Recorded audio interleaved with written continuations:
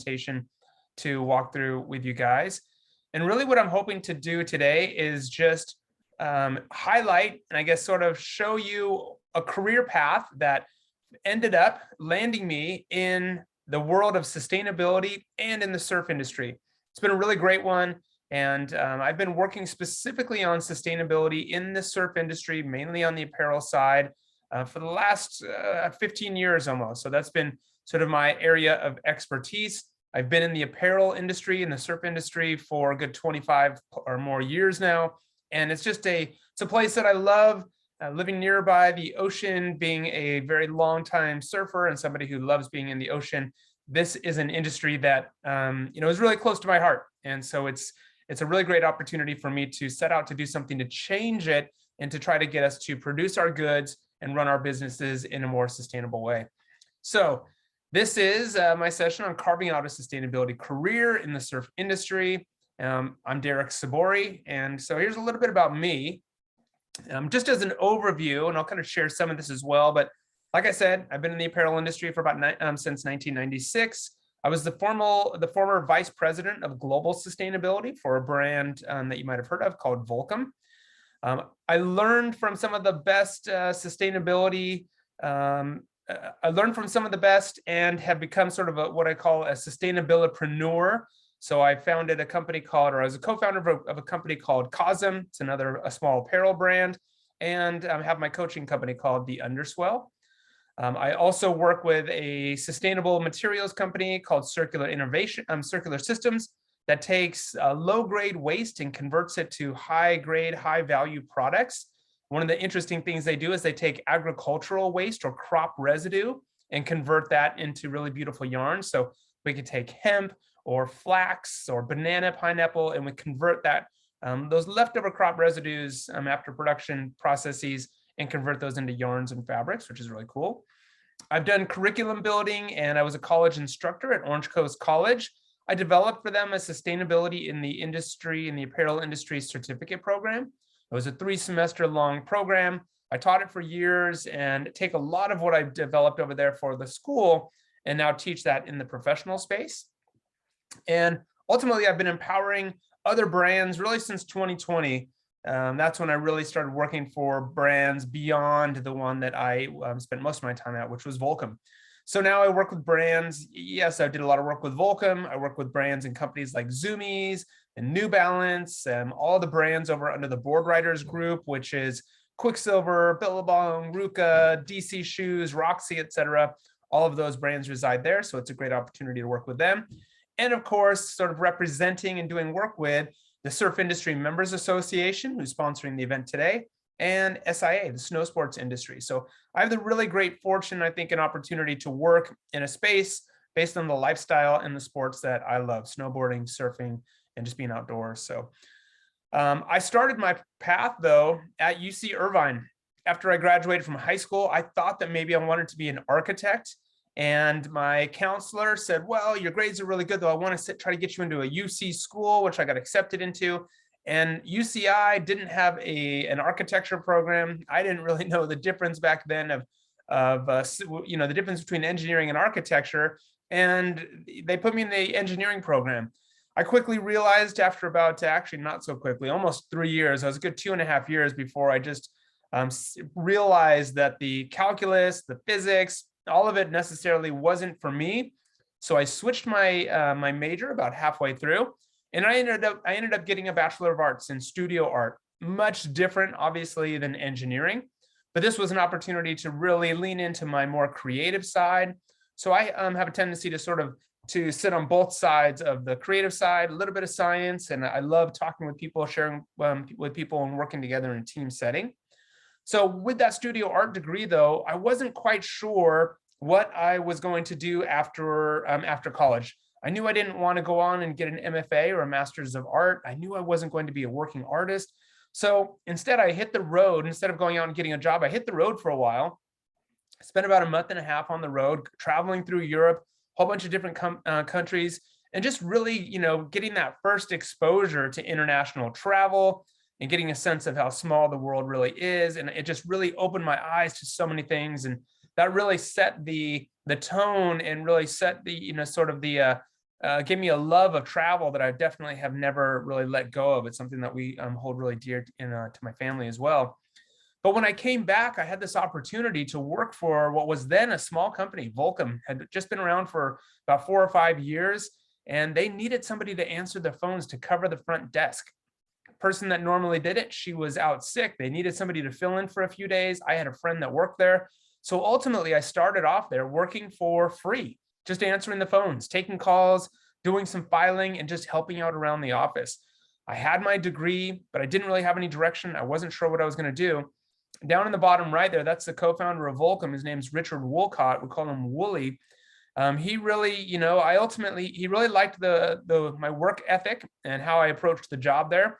I ended up putting my resume on his desk one day just to say, hey, not sure if you know I'm here. I've kind of been interning, but I've got, my college degree. Hopefully people like the way I work. And he did. He really appreciated all that I had done. He appreciated my college pathway. And he offered me a job there, which was my first job was purchasing fabric and trims. All of our products were made here domestically at the time here in Los Angeles. So I was responsible for purchasing fabric, buying trims, piecing it all together, and helping products get cut and sewn and made. I obviously didn't have a textile or apparel or design background, but I found myself working my way through the company, managing the design team and the merchandising team, who are the planners, working closely with sales, and kind of working my way through the company up to that vice president role. Along the way, though, I did go back to school for my master's degree, for my MBA, and it just so happened that I went back to UC Irvine again because it's here close, and I went to a program. It was the fully employed program, so I decided to go back to my MBA while I was working at Volcom, so that was a really big achievement. But what I want to do is sort of share my career transition, though, because like I said, I wasn't always focused on sustainability in this space. I was really just focused on career building and just trying to make sure that I had a good job and that my pay was increasing and that I was performing well. So my experience is really broken into 2 different stages, I would say, from that first day I started in 1996 up to about 2006, when I really wasn't thinking much about this idea of sustainability or responsible business. 2006 to 2015, that's really all I focused on. That was sort of my passion. And my flashpoint moment, as I call it, came from this point. Not sure if anybody's seen this documentary. It's An Inconvenient Truth. One of the first and earliest documentaries on climate change. It was produced by Al Gore, former Vice President Al Gore. And to me, this was really a wake-up call for me.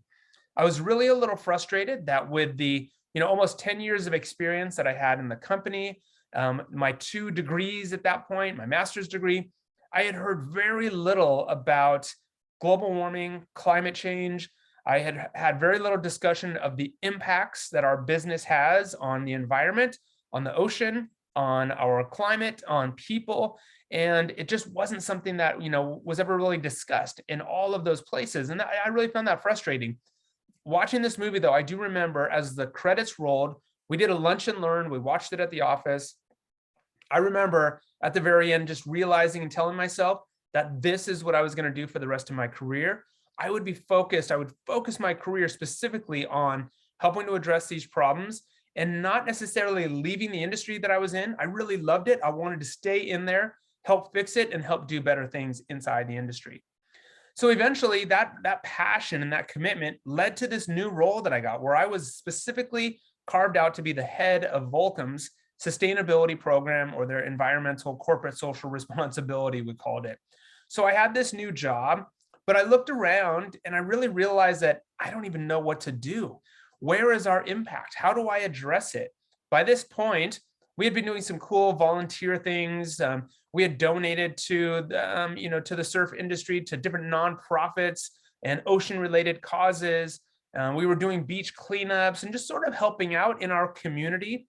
But I really realized, though, at that moment, sort of looking at all of the product in our range, all of the physical samples, the physical product, and realized that that's where our impact is. It's not in keeping the beaches clean. That is important. But what I needed to do for our company was fix and look at what the impacts of our products were.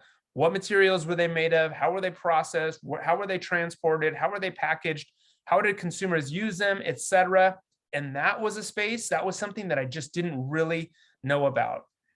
I got really lucky though. Volcom was acquired by a group called Caring. Their logo is up there in the top left. Right when they were acquired, this group, Caring, who owns world-class brands like Gucci, who probably everybody has heard of, Puma, but also really high-end fashion brands like Saint Laurent and McQueen and other brands, a whole bunch of world-class brands. They were putting together a global sustainability strategy commitment. And they were bringing in experts from all over the world to help them do this. And it just so happened that Volcom, and me in my new position, got rolled up under this to go and participate in this years-long campaign to really decide and flush out what a really strong sustainability program consisted of and how we would do it. So I got to work with PhDs, biodiversity and ecosystem services experts, and people that I just never would have had access to. And actually amazing women who were there to be my mentor. And I learned so much so quickly about this new area of sustainability that I just really, again, hadn't been exposed to. So I was on a new learning journey. But that really helped me while I was carving, while I was in that position as the head of sustainability over there at Volcom. We built, I think, what was a pretty decent and impressive program. We called it the New Future. And we really just started to engage customers. And we'd been doing this for years, but it kind of got to this point where we were really looking to talk to them about the materials we were using, the emphasis we were putting on our supply chain, what things were made of, how they were made. We broke it down into these pillars of responsible manufacturing. We continued to do givebacks and give back to nonprofits, nonprofit organizations that were doing great work in the communities that we cared about, and really assessing and measuring our impact, really quantifying what our impact was in terms of all of our environmental impacts. So it was a lot of work, but it was very rewarding and it was really fun by the time we finished that. But after almost 20 years there, for me in 2015, I took a leap of faith though, because I had always wanted to do something entrepreneurial. I always wanted to have my own brand and my own company. So there was a former employee there at Volcom. He was one of their earliest employees. He had come to me with this idea for a brand that really addressed the men's yoga market. There was a really rapidly growing group of guys who were doing yoga, but they were athletes. They were surfers and snowboarders and skateboarders who were turning to yoga to stay fit and stay healthy and stay at the prime for their sport. We thought there was an opportunity to sort of blend that yoga approach with cool, fashionable products, but doing it in a more sustainable way.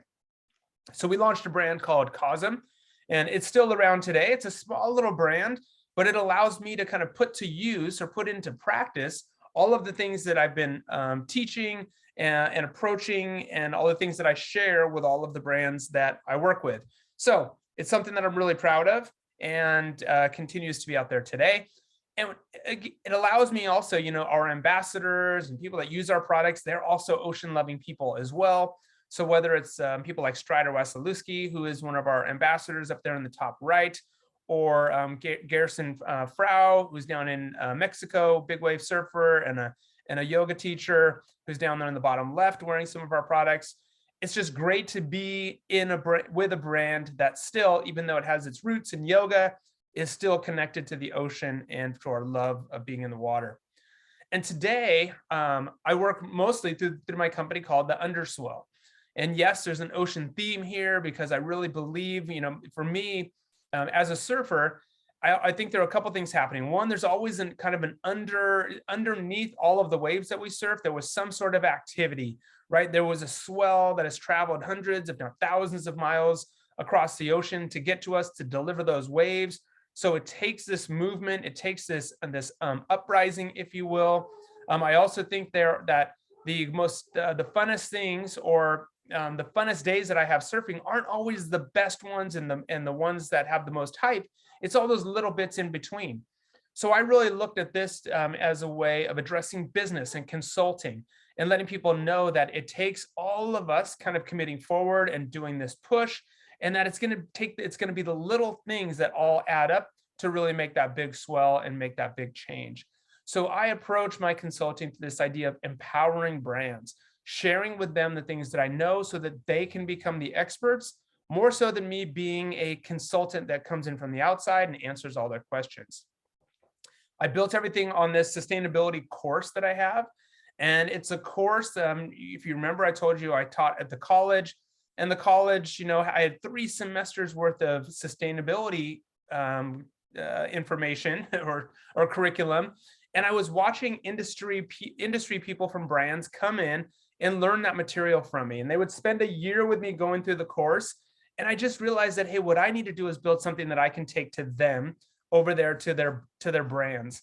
And so I built this program called the School of Understanding Sustainability in the Apparel Industry. And I take this online course to them. I give teams access to it.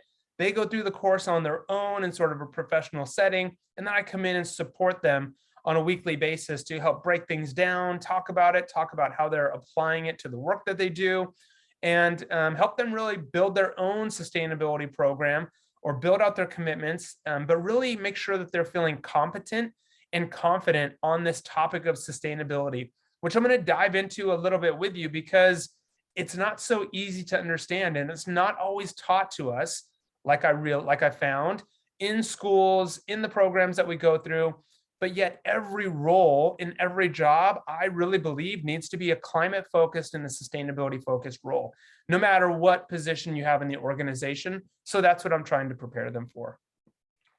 And it's allowed me to work, excuse me, with brands like, some of the world famous surfing brands that are out there, big brands, small brands.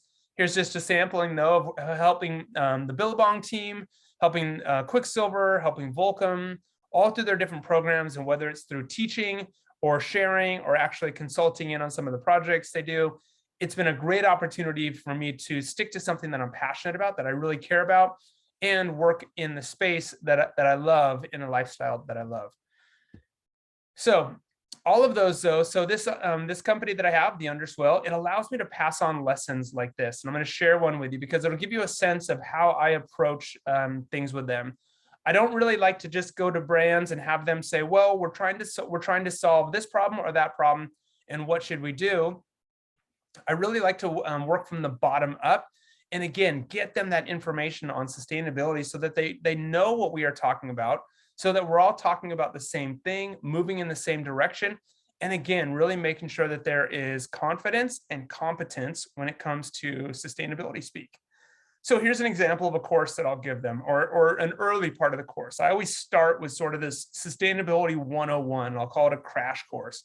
But first, I do want to remind you, and what I always tell them, any of my students, and my corporate students or my brand students, that my favorite answer, if they ever ask me, well, which one is better, which thing is better, or should we do this or should we do that? It's this answer that I always give, and it depends. Because there's so much we have to consider when we're talking about sustainability. And I'll explain that, but it's really hard to tell somebody that either doing this is better or doing that is better, that paper is better or plastic is better, because there's so much that we have to unravel in each one. Yes, plastic associated to the fossil fuel industry and climate change and all of the issues, pollution, climate justice that come along with that industry. Paper potentially comes along with deforestation and biodiversity impacts and indigenous culture impacts. So each of them has their, all of the baggage that comes along with them. So we have to be able to weigh where things are made, how they're made, who's doing what, how's the processing, and really start to uncover how things are done so that we can really start to make good, strong decisions. So in sustainability, there are no perfect answers. There's nothing simple about it. And it's not easy for us to just take one arrow and get a bullseye and then figure it all out. It just doesn't work that way. And I really like to tell them that, finding sustainability in your products or in your company or achieving it is sort of like spotting somebody like, something like this out in nature. It's going to be a really long shot and it's going to be really tough, and you're probably not ever going to actually achieve it or get there. And sustainability too, especially when we're looking at it from marketing angles or talking about initiatives, somebody can tell us that something is eco-friendly or that it's ocean-friendly, but we know there's so much under the surface that needs to be addressed. And we have to be able to know where to look and be able to get under there to have a good sense and just an understanding that we know there's a lot to uncover and a lot to unpack. So obviously that means it's a journey, and it's not so fun because we always say, sustainability is a journey And it's an ongoing thing, and it's not something that we can achieve. And so I apologize and tell them that, sorry, but you're not always going to get there. Sustainability, it's cliche, but it really is a journey. So here are some of the things that we are working on in the apparel industry that I think are really fascinating, because I always will give them the answers ahead of time.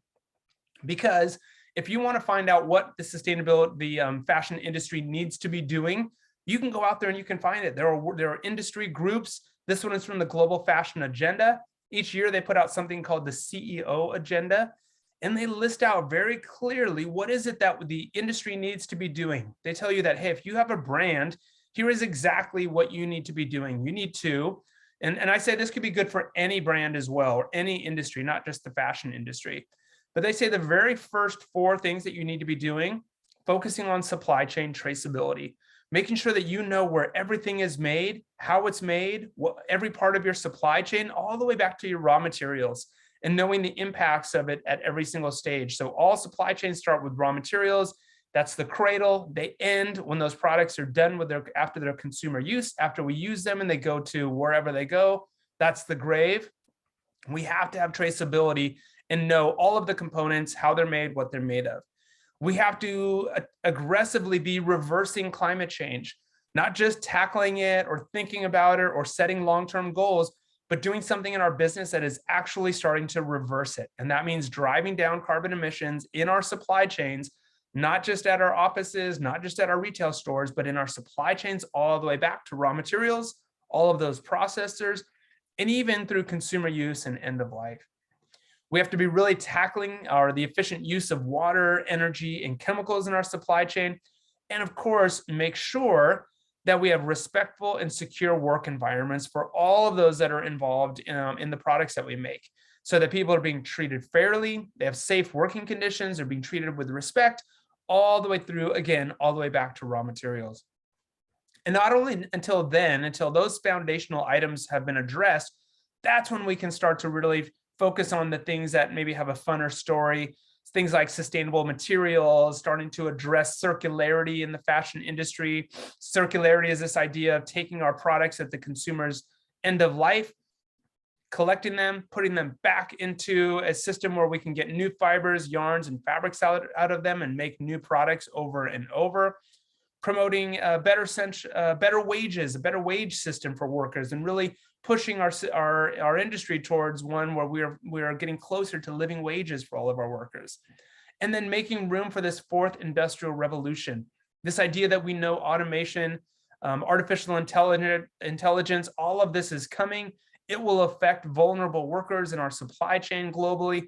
How do we prepare them for that? How do we start to train them for that and work them into that transition as we start to get there?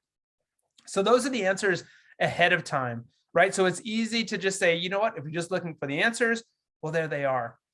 And I also like to remind them that this is the future of business. This idea of addressing climate change, a more responsible business model, doing business that really focuses on all stakeholders and not just shareholders. This really is the future of business.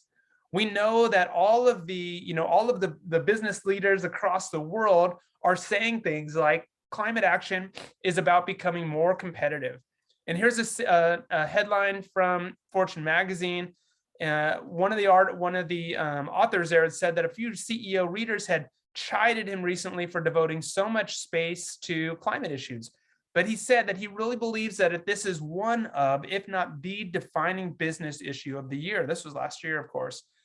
And so the CEO of the Boston Consulting Group, a really large consulting company, said that the amount of energy that this topic gets when I'm with other business leaders has just gone way up.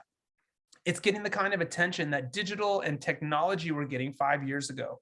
He said, you almost can't be in a discussion with a CEO where they aren't talking about this. So the entire business community is moving this direction. LinkedIn, for example, the head of LinkedIn, the founder, Alan Blue, had said that half of all jobs will be redefined by climate change, and that this will take a whole of the economy approach that will involve the redefining of many of our professions. So everybody will be working towards this. And we know it's a huge business opportunity, right? The sustainable business market is projected to be $150 billion. This was as of last year, if not bigger. So there's a big business opportunity. And not only is this a trend, this is just the direction that all of us are heading in. But this idea, this word, sustainability, can definitely be a loaded word. I know there's a lot that comes along with it. I often will kind of put it in quotes because what is sustainability? How do we achieve it? Can we even achieve it? Is it something that is possible or achievable? It's definitely all the rage. You see it kind of mentioned in all the news articles everywhere. You can't really look through a business magazine or a trade magazine or anything, related to college without talking about sustainability. And there are, good things about it, bad things about it. We're making progress. We're not making progress. We're not moving fast enough. And there are all sorts of certifications all over the place, right? And these can be really confusing as well, because we don't know which ones are legitimate, which ones have the most respect, which ones have the most transparency in them, etc. There's so much to consider. And so this makes the landscape really, really tough. And not to mention all of the words, right? Whether it's upcycled, regenerative, biodegradable, repurposed, recycled, compostable, renewable, recycle, all these words that we're always hearing. Eco was a word that we used so long ago. And so we're always trying to figure out what all this means. Well, what I'd like to do though is step back and let's have a look at this word eco that we use. Eco comes from ecology, right? So this is the branch of biology that deals with the relation of organisms to one another and to their physical surroundings. And so if we look at organisms, well, organisms, that's any organized body or system that is analogous to a living being. It's any complex thing or system having properties and functions determined not only by the properties and relations of its individual parts, but by the character of the whole that they compose and by the relation of the parts to the whole. Excuse me.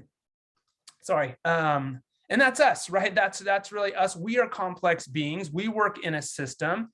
And so if we take eco and we put that together with systems, then we get ecosystems. And an ecosystem is a community of living biotic organisms combined in conjunction with the non-living or abiotic components of their environment. They interact as a system, and it's a group working together to make a whole. And ecosystems are all around us, right? They're everywhere. They're seen and unseen. They are crucial to our survival. They're large and small. But if we start looking at ecosystems, what do we get from ecosystems? We know that we get resources. And so resources, we know that's a stock or supply of any materials, money typically, but if we're looking at natural resources, this is a natural source of wealth or revenue that we can rely on. And natural sources come in the form of coal, yes, wind, water, shale, sun, getting energy from that, the water that we use, whether it's green water, blue water, oceans, rivers, streams, land, topsoil, trees, plants, animals that we use for fur, down, skin, food, etc. All the minerals that we mine, those are all natural resources. Those are also what we call natural capital. And so natural capital is the world's stock of natural assets. And these include geology, soil, air, water, all living things. Natural capital, this is what we derive a wide range of our services from, whether it's food, transportation, safety, enjoyment. We often call these, though, ecosystem services. And all of these are what make human life possible. And what's supporting it all? What's supporting ecosystems and making sure that we get ecosystem services? Well, it really boils down to one word, and it's biodiversity. And so biodiversity is sort of the thing that holds it all together. And bio is life, diversity is variety. So biological diversity in an environment, as indicated by the number of different species of plants and animals, this makes for a strong interconnected system. And this is so important for us. We get this strong interconnected system. Once we have ecosystem diversity, we need species diversity, we need genetic diversity. And so the more intertwined, the stronger the system. Think of it like a web, right? The more links there are on that web, the stronger it's going to be. And so it becomes resilient as well. With a strong web, nature can be resilient. The more diversity there is, the more resilient nature is. And this is the same whether we're talking about a rainforest or whether we're talking about the oceans, the desert. Any of these ecosystems rely heavily on biodiversity, and they are all connected to each other. And so what is the connection here to industry? If we look at the apparel industry, for example, well, it's not so far-fetched. In 2020, The Global Fashion Agenda, which is a big industry group for the apparel industry, said that the main thing that CEOs need to be focused on in their supply chains is biodiversity. And this was sort of a wake-up call, because that's not typically what apparel or fashion brands are thinking about when they're designing new collections.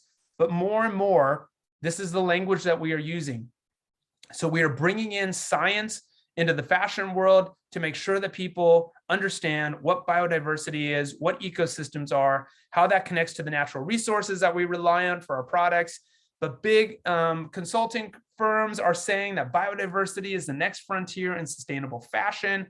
Even beauty brands and makeup, everybody is sort of saying that all of their efforts are focusing on biodiversity. So now all of a sudden at the heart is of sustainability is this connection to nature and making sure that we are keeping biodiversity intact, making sure ecosystems are thriving so that we can all benefit from them. And so ultimately, an ecosystem with biodiversity, well, that's going to be strength. And so a strong ecosystem makes sure that we get ecosystem services. Ecosystem services give us natural capital. And you know where I'm going with this. Natural capital gives us human survival. So a healthy ecosystem is healthy humans. And so really this is about us, right? It's all connected. And again, any ecosystem we're talking about, the ocean, the deserts, the forest, all connected, all tying together, all working together to give us a healthy system that we can live on. And if you haven't seen it, I would urge you to check out this, A Life on Our Planet by David Attenborough. What a great movie that really highlights the benefits and the importance of healthy ecosystems and biodiversity. Or even this, Kiss the Ground, which is another great one that talks about the importance of soil health. Chasing Coral, talking about the importance of coral and how ecosystems thrive and rely on healthy coral systems. So there's so much great information out there for us to get. But that said, what I remind my students is that sustainability really, it's about us, right? It's about us people. And so it's not about the environment. It's not about nature. It is, but it's also, we're all tied together. But ultimately, if we want to look out for ourselves, if we want to be selfish about it, then we need to look out for ecosystems, look out for biodiversity. In a definition, if we're talking about sustainability, it can be hard to define because there's so much in it. And we try to say that sustainability really is about finding balance, or maybe that it's taking care of nature. Is a whole bunch of different things. But really, what the definition that I like to use, and I would urge you to keep in mind, is this one that came from the United Nations. Their World Commission on Environment and Development started in 1984, was published in 1987. It was really this approach that was headed by Dr. Gro Harlem Brundtland. She was the former Prime Minister of Norway. She headed up this Brundtland Commission, and they were putting together a report that would prepare us for the new millennium. And so they were tasked with, hey, what is it that we need to prepare for? What do we need to know? What's coming around the corner? And they defined sustainable development as development that meets the needs of the present without compromising the ability of future generations to meet their own needs. And I really think this is the great definition of sustainability to keep in mind. It's easy to remember. It sort of checks off all the boxes and puts things in perspective. And it consists of these three pillars that we always have to keep in mind. It's finding a balance between economic development, social development, and environmental protection. And so they're not the only ones that have used that, but we call this, social, environmental, or economic, or people, planet, profit. And if we add in governance, or sort of setting in rules and leadership, putting in rules in place to make sure that all of our commitments stay in order, we refer to this as the triple bottom line. And this is what I get to spend my time promoting, reaching as many people in the industry as possible, pushing as many brands towards progress as I can. Excuse me, I almost had to sneeze. Sorry about that. I'm all of a sudden getting an allergy attack, and I apologize. But I also like to share with people all of the books that I like to read that have really inspired me, and I'll share them with you. This one was written in 1994. It's called The Ecology of Commerce by Paul Hawken, one of my favorite authors. He has much more current projects and books, but this is a great one that I like to start with. Cradle to Cradle, talking about the idea of eliminating waste, that everything, when it's done, should go back into two systems, a biological system or a technical system. We call that cradle to cradle, or focus on a circular economy. The Story of Stuff, which was done in 2007. What a great video series that really highlighted the life cycle of our products, the impacts that it has on humans all along the way, and our commitment to, or our attraction to constantly needing new stuff. If you haven't seen this, I would definitely have a look at that. If you never dove in or heard about the detox campaign that Greenpeace did, calling out the fashion industry for polluting waterways with effluent that came from dye houses, I would check out that campaign. They really moved the apparel industry in a whole new direction. And there was a film that did a follow-up to this called River Blue in 2011, which highlighted a lot of the toxic, the water toxicity and the water pollution that had occurred because of the denim and the apparel industry. This was back in 2011. And after a terrible human tragedy, the Rana Plaza collapse, which was a building that collapsed in Bangladesh, killing over 1,100 people, that were making clothes for us, for brands that we've all likely heard of. That plaza collapsed, killing a lot of people, and that brought a lot of attention to the apparel industry to make sure that we started making sure that workers were safe and that we knew where our products were being made. This was a campaign called the Fashion Revolution that started asking that question of who made your clothes. Before the Flood, another great, more modern climate change documentary. But how does all of this relate? It relates basically all throughout our supply chain. And so I have to remind all of my customers that every act that we do through every stage of our supply chain can be tied to any one of these most pressing concerns that we have. It could be climate change, deforestation, loss of biodiversity, air, soil, and water pollution, soil erosion, degradation, or species loss. All of that is connected at every stage with all of the stuff that we make and sell. So all of those problems, they're associated with cotton, polyester, man-made cellulosics, which are tree-based fibers, the neoprene in our wetsuits, the wood, the paper, the metals, the leather, all of the stuff that's in the clothes and the shoes that we wear. All of those have connections to each one of these pressing concerns. And so we constantly have to address them. We have to know where they're at, and they're occurring at every single stage of our manufacturing process. From the earliest days, which is raw materials, all the way to the way we use our products and dispose of them at the end. Impacts at every single stage. And not just environmental impacts, social impacts as well. So I like to tell them that the old way was the way that we got here. This was the old take, make, waste economy, or a linear business model with a focus on just hitting the bottom line or hitting profit. Most often when we look at cost sheets, we'll add up all of the things that make up our cost sheets and our costs, and we'll say, hey, we'll add up materials and packaging and labor, et cetera. We'll call that our cost and we'll mark it up. But what about all of these other things? Greenhouse gases, air pollution, deforestation. Who pays for all of these things, those pressing concerns? Well, ultimately, we all do. These are what's called externalities. And these are never included in our cost sheets. And so ultimately, society pays for them. But none of us as individuals are paying for them. So we all do in some way. And so this is us trying to achieve what's called a true cost potential, really trying to understand what the true cost of our products are and really start to account for those, internalize those externalities so that we can start to cover ourselves for the impacts that we have for all of our sakes. So where are we going? Ultimately, we're trying to achieve a circular economy to reduce waste, run it on renewable inputs, run it with renewable energy, and we'll focus on a more holistic view of sustainability that includes people, planet, and profit. And if you haven't already heard of the Sustainable Development Goals, I would urge you to do so. This today is sort of how we look at sustainability. 17 different goals with 159 targets underneath each of them. There's our life below water for those of us here, for us at the Ocean Institute. All of it, though, is connected, whether it is eliminating poverty, addressing hunger, gender equality, addressing climate action, or deforestation. It all ties together. So make sure you know about the sustainable goals. There's lots of things that we're working on in the apparel industry. And so we need you. This is what I like to say. We need you to learn more about sustainability, help make our industry a part of this new economy. So I'll leave it there for any questions that you guys might have. I know I had to kind of rush there at the end, but I want to leave some time for you guys for questions. So thank you very much. Any questions I can answer for you guys? Here's some ways to stay in touch with me. Go ahead. Oh, awesome. So we do have a couple of questions.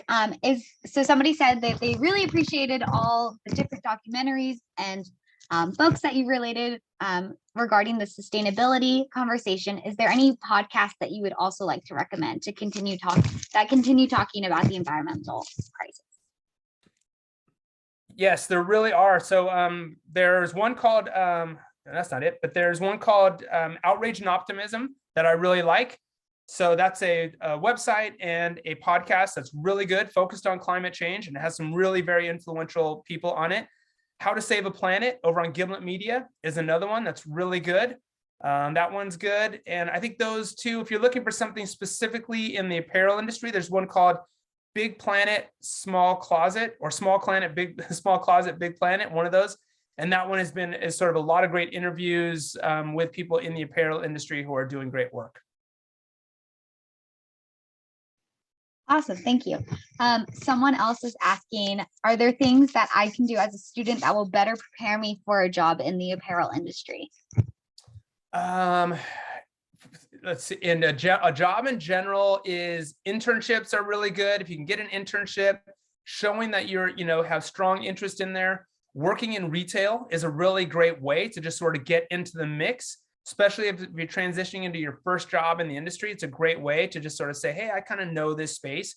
Start to ask questions about what things are made of, why they wear the way they do, what is a knit versus a woven. Like, you may not, being in the apparel industry isn't just as a designer. There's a business side to it. There's a planning side to it. There's a sales side to it. There's accounting, there's finance.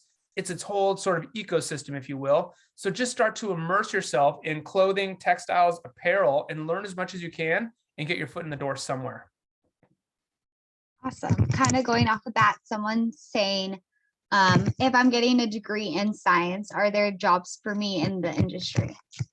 I think there are, and I think more so now than ever. But I would say, so there's a lot of reliance now on research and academia. So, for example, we have a big issue in the apparel industry that's called microfiber pollution.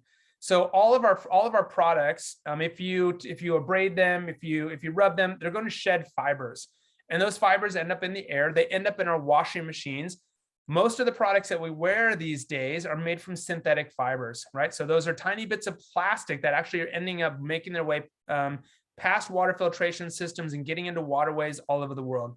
This is a big undertaking for science to understand what's the issue, where is this coming from, and everything now, because we're trying to quantify everything, whether it's in relation to emissions, hazardous chemicals, microfiber pollution, durability of our products.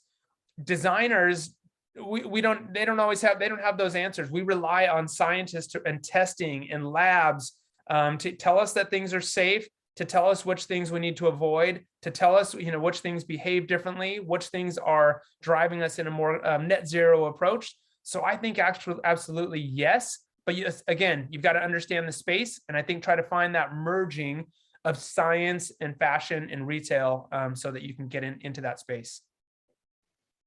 Awesome. We have two more questions. Someone's wondering, what does a typical day look like for you? And the last question is, what skills translate to being successful in the apparel industry in terms of sustainability and changing the way we do business as normal? Well, let's see. A typical day for me, I'm an independent contractor, which is really nice. So I work for myself, and I work mostly virtually with all of my brands and all of my clients. So, and as an entrepreneur, I straddle my time between a few different things. I might work a little bit on COSM and ship some orders and build some strategy, go and make some sales call and try to get new brands onto my project, work with the individual. So it really depends on what's going on each week, but it really bounces around. It's very flexible. I'm sort of working at all times of the day just to sort of manage it all. But I definitely don't have a job where I just go sit in the office and just sort of do work. It is always changing. I have to do my finances. I have to do my marketing. I have a YouTube channel where I do my YouTube videos. So I film, I send those off to the editor, then I work on my website, and then I build new content, and then I do a lot of workshops as well. So I'm always building decks like this for my different clients, whether they're it's leadership teams or all employee programs where I'm going to be talking to 150 or 200 people. So it's a little bit of everything. So I have to have kind of a blending of business management, administrative skills, and keeping my keeping myself up to date on topics as well. And the last question, what was the last question? Sorry. It was, what skills translate well to being successful in the apparel industry, especially when you're trying to talk about sustainability and changing the mindset of business as usual? So be well informed. So sort of the hashtag that I use for all the work I do at the Underswell is keep learning. I think this is something that I know, an area that people are really hungry for when it comes to knowledge, because there are very few specific programs that start to merge and talk about sustainability, ecosystem services, biodiversity, supply chains, life cycle of products, blending it all together and running a brand and delivering a cool brand. So I think it's a matter of just being really well informed. I think also being charismatic and being able to get out there and talk to people, be willing to have conversations, push back a little bit on the status quo and the way things were. So you're going to be kind of bold. You've got to be really, I think, really well informed. Know what organizations are doing great work. Know what solutions are out there. Know what the biggest problems are. So I think that's probably it, is staying informed and making sure that you're always learning and that you're just excited and passionate about it. Find passion about it.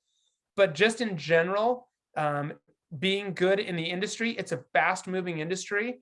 So if you're working at a restaurant, or if you haven't, I would urge everybody to work at least for a little bit in a restaurant, because it teaches you this. It teaches you how to work quickly and under pressure, and keeping calm and keeping cool under pressure, right? You're loaded with tables, it's a busy day or night, and you've got to show good customer service to each one of your guests, and you have to complete the job. I'm a big fan of working in restaurants, but it's a bit like the apparel industry. It's fast moving. There are always problems. There's so many moving parts, different yarns, fabrics, dyes, trims, packaging, different collections going on. It's so much, photo shoots, selling it, etc. So you've got to be good at juggling a whole bunch of things, being quick and working hard. So I guess that's the advice I have. Awesome. Well, thank you so much. I think we're at our end of our time, and I think we answered all the questions. So thank you so much, Derek, for all of your insight today on the apparel industry and how it's moving towards being more sustainable, and all your work that you're doing. And to our attendees that are joining us today, we wish you all the best in your next steps of your journey. And we hope you guys have a great rest of your day. Thanks again. Thanks, everyone.